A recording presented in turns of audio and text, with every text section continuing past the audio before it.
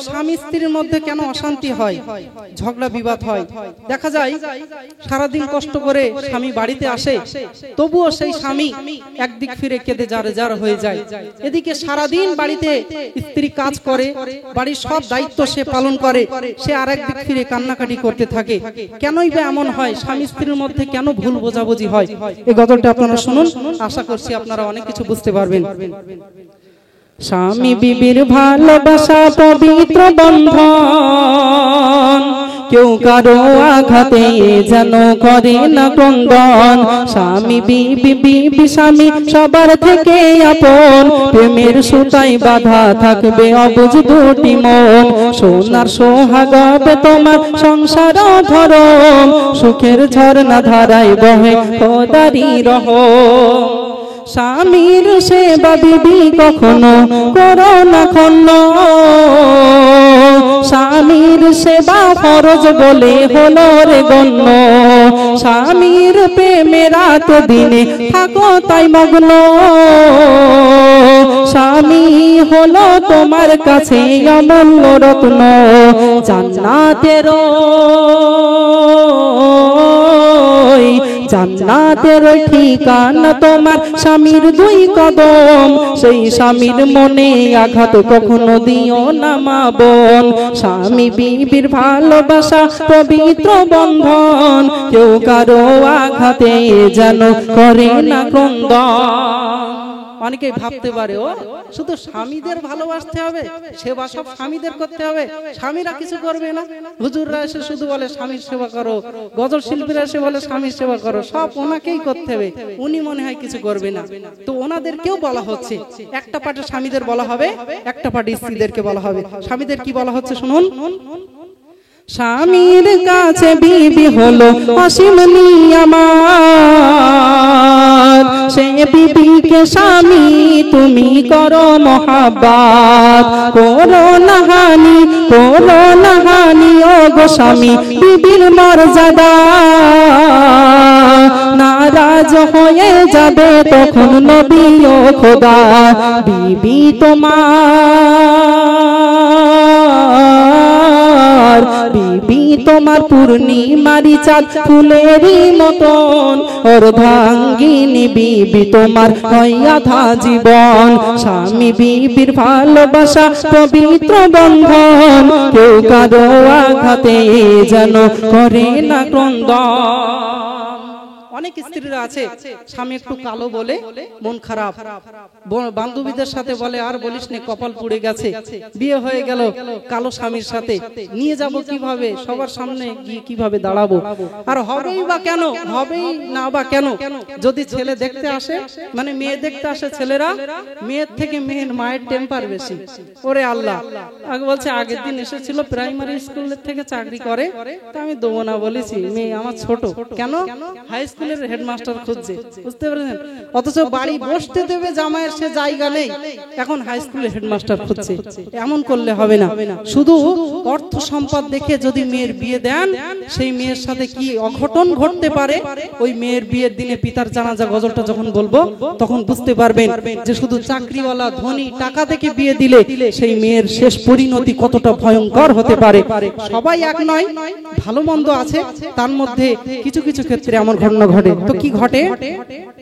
দিন দুঃখী কালো স্বামী তাই তুমি নারাজ, চুমকি শাড়ি সোনার চুড়ি কিনে দেয় না সাজ, তাই পর পুরুষের সাথে নারী থাকিলে মেতে কখনো যাবে না তুমি খোদার জান্নাতে।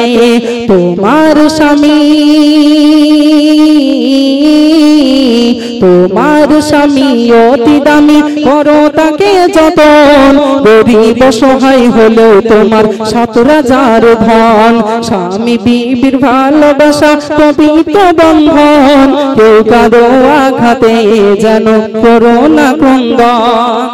গুণ বিচারী হলেও বিবি, এবার স্বামীদের বলা হচ্ছে, কিছু কিছু স্বামী আছে টাকার লোভে বাইক নেবে, সেই লোভে বিয়ে করে ফেলে। এখন বিয়ে করে টাকা টাকা সব ফুরিয়ে যাচ্ছে, দেখছে ইস কালো মেয়েকে বিয়ে করে ফেললাম, এই মেয়ে আমি বাইকের পেছনে নিয়ে কিভাবে যাব, বন্ধুরা আমার কি বলবে, এমন ঘটনা ঘটিয়ে ফেলে।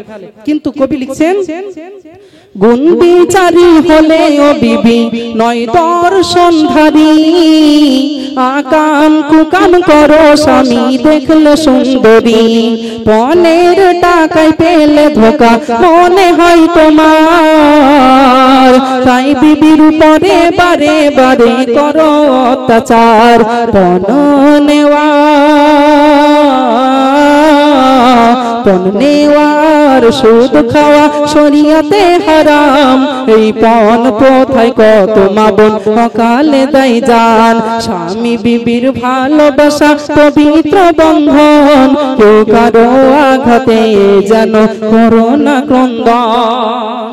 এবার অতি মূল্যবান একটা কথা কবি আমার এই গজলের মাধ্যমে তুলে ধরেছেন, আপনারা শুনলেই বুঝতে পারবেন। বিয়ের সাথে বিবির হাতে দাও মোহরানা, বিয়ের সাথে বিবির হাতে দাও মোহরানা, বিবির প্রতি স্বামীর ফরজে হুকুমানা, দেন মোহর না শোধ করিলে হবে মহাপাপ,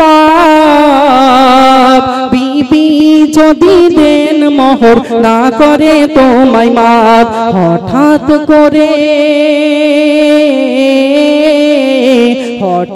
করে যদি তোমার হয়ে যায় মরণ, কঠিন কবরে ওই আধারে সাজা পাবে ভীষণ, স্বামী বিবির ভালোবাসা পবিত্র বন্ধন, কেউ কারো আঘাতে যেন করে না ক্রন্দন।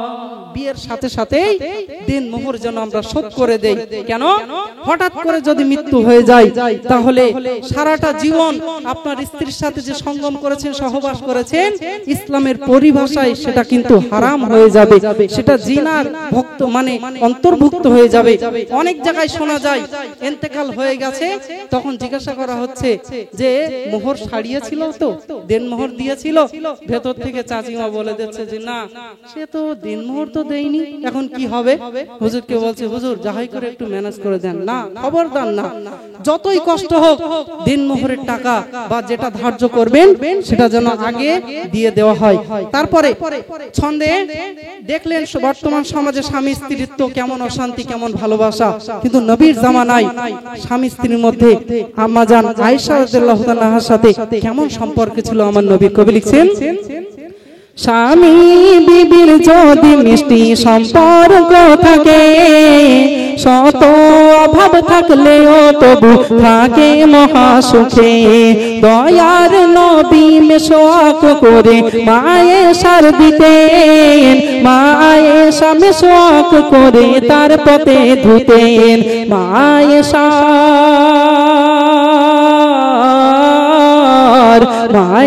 কোলে হেলান দিয়ে নবী দো জাহান পাঠ করিতেন তিনি পবিত্র কোরআন, স্বামী বিবির ভালোবাসা পবিত্র বন্ধন, কেউ কারো আঘাতে যেন করে না ক্রন্দন, মায়েশা যে পাত্রে করতেন পানি পান, সে জায়গায় মুখ লাগিয়ে পান করতেন দো জাহান। বলুন সুবহানাল্লাহ। মায়েশা যে পাত্রে করতেন পানি পান, সে জায়গায় মুখ লাগিয়ে পান করতেন দো জাহান, মায়েশা হাড্ডি খেয়ে যখন রাখিতেন, নূর নবী মুখ লাগিয়ে তাতে চুষে চুষে খেতেন, স্বামী